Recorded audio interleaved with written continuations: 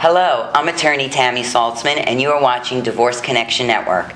I am so pleased today to introduce you once again to Laura Blackman. Hi, Laura. Hi, Tammy. How are you? I'm great. Laura and I are very dear friends. We've been practicing together in Boca for quite some time. She's been practicing 20 plus years. She's a collaborative trained lawyer, and she's a litigator. So we today are going to talk about addictions. And addictions come in many forms and in many manners, and addictions sometimes can stay hidden for quite a long time before they surface. Isn't that true? That is so true. Addicts have a way of hiding their addictions so that people don't find out what their addictions are. And we all have a vice. Everybody has a vice. But addictions could be serious. So we have addictions to drugs, and we have addictions to alcohol, addictions to gambling, pornography, sex, and the list goes on. So when addiction is part of a marriage and it becomes destructive, a lot of times we get these consults that come in and they're done. They can't. One spouse can't handle it anymore. Correct. Usually what happens is the family has one party that's an addict, and they try to go to a 12-step program. They try to go to rehab, or nothing really happens, and the family breaks down. So when a client comes to see me, the first thing, usually I find out about the addictions at the end of the consult, like we always find out the elephant in the room at the end of the consult. And whether it's drugs, sex, alcohol, gambling, spending, whatever it is, there's usually spending.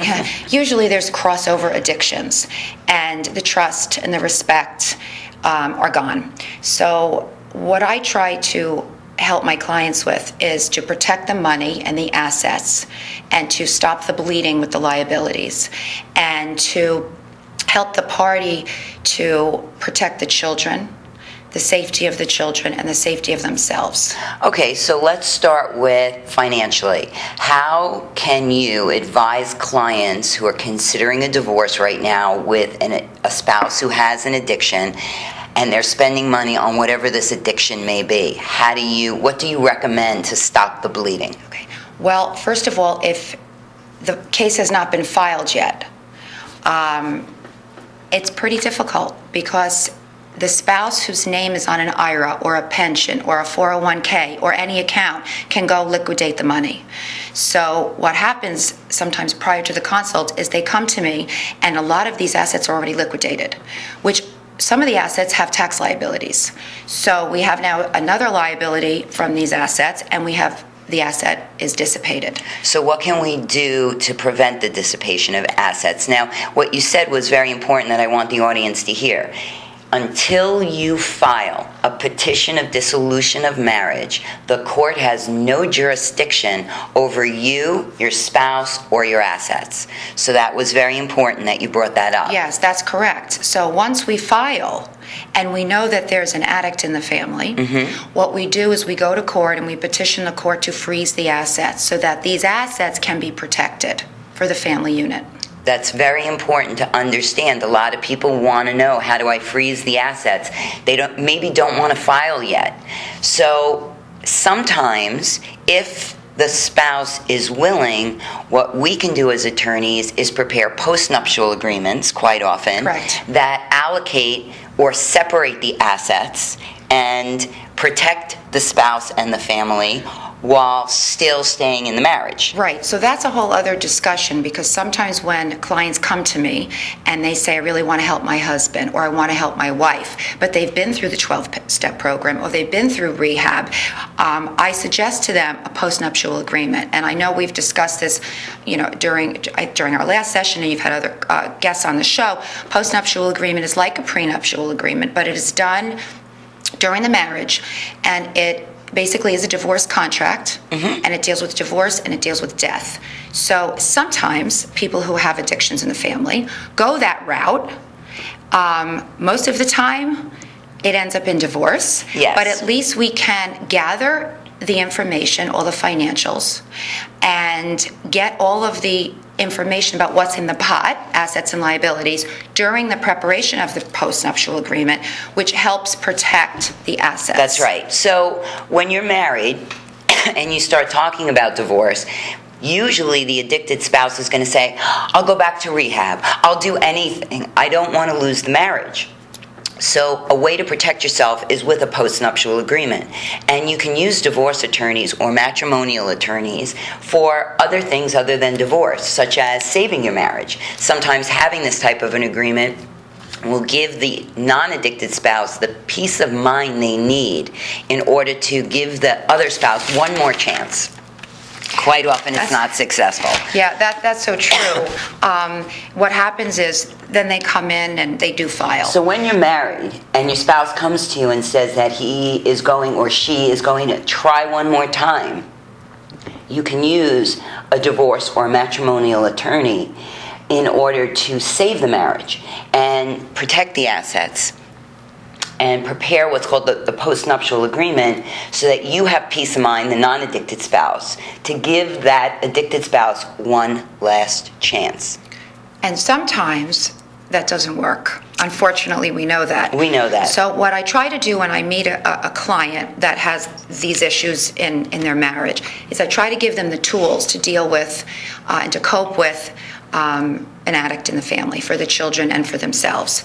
I always recommend a mental health professional to try to help the family, the children, and the spouse if they're already through the 12-step program and rehab and everything like that, which is really important. It's crucial that the children are protected. So I have several clients now where the wife is giving the children for visitation to the father. In these two cases, it's the father who's the addict. It sometimes is the wife. And the father came inebriated, and the mother did not give the children. So the father called the police, and it was a whole mess. But the bottom line is, if the husband was inebriated and the children were in harm's way, then my client could have been brought up on failure to protect charges. Right, neglect charges. So there's a lot of information we're discussing, so I just want to reiterate. Mental health professionals, very important, and when you're interviewing mental health professionals, it's important to find someone who deals with the addiction you're dealing with. There's a big difference between a marital counselor and an addiction counselor. So, as attorneys, we have lists of recommendations, but you could ask around. If you are in a 12-step program, quite often they could give you a very good recommendation as well. There's also therapists for children. Children need to learn coping skills in how to deal with a parent who has an addiction and have them understand the addiction isn't about them and it's not their fault. Very important in order to preserve the children's self-confidence and identity. And then you spoke a little bit about the importance of making sure that the spouse who's doing the visitation is not inebriated or whatever their addiction is. Maybe the spouse is addicted to porno, and when the kids go there for the weekend, they are exposed to this. Correct. So there are ways that we can protect kids during, visitation with supervision. Right, that's what I wanted to discuss next, that there are supervised visitation, but that would have been done during the divorce. So sometimes, after the divorce is final, if we have these incidences that happen, yes, you go back for a modification of the visitation, of the custody agreement. And sometimes during the divorce, what we also get for the spouse that's worried about the children is we get random drug testing, drug and alcohol testing, which is part of the settlement. If we can prove that this person is a possible danger to the children. So ways to protect the kids. You could write in your divorce, require supervised visitation, which means that someone needs to be there when the kids are with the addicted spouse. Another way to protect the kids is to make sure that the parent who has the addiction, if he is in recovery at the moment, that there's some provisions that if he relapses or she relapses, that provisions will kick in. Correct. And if you fail to provide in your marital settlement agreement for these provisions, what Laura is saying is you can still protect your kids by coming to an attorney and filing a modification, which will then open up the case again, and you could then implement protection for the kids. Very important. These are great tips for the audience today. Thank you. Thank you. Thank you so much for having me again. I really appreciate it. You're so welcome. So we want you to be really clear that, A, divorce attorneys are not just for divorce. We are here to also help you save your marriages with pre- and post-nuptial agreements. That's correct.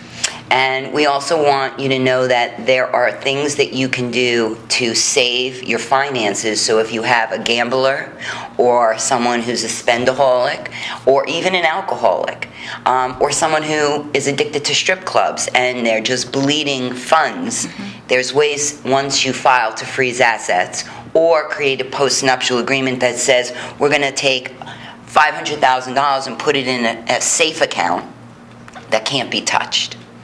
And then finally, the importance of protecting the kids, whether we use mental health counselors or whether we create supervised visitation plans. It's so important that your kids feel safe and that they don't feel that they're the ones to blame for what's going on. So you can find Laura on our website. This is her second show with us, and we're so pleased to have her back. Thank you again. Thank you for having me. And you will be able to find her on our website. You'll be able to find a link. She practices here in Boca, and she'd be more than happy to help discuss addiction issues with you if you need to. Thanks for joining us.